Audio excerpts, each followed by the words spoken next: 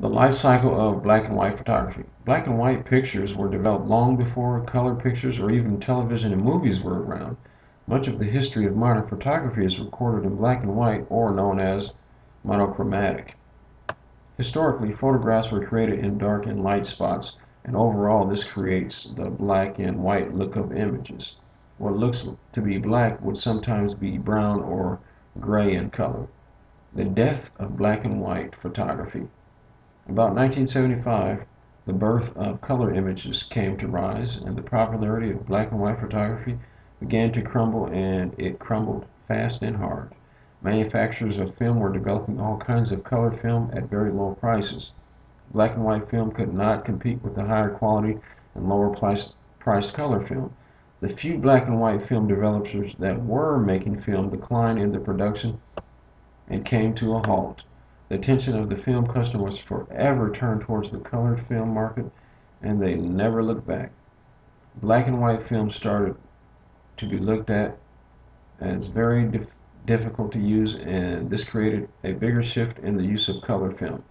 During that period of time, a lot of people started to get into photography as a hobby, but many did not have the privilege of learning about black and white photography. It was all about color photography, and the advertising agencies were instrumental in leading the way.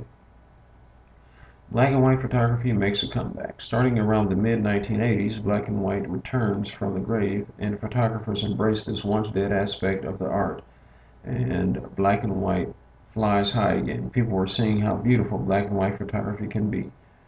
You can see black and white being used in magazines for print advertisements as well as TV and online advertisements.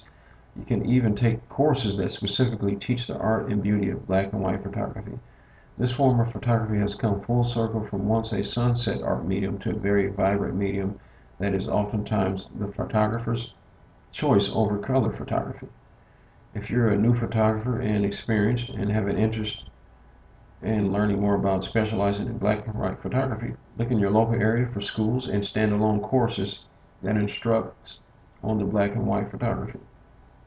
If the schools turn out to be too pricey for your budget, head on over to your local library and check out a few good books on the subject of taking black and white photos.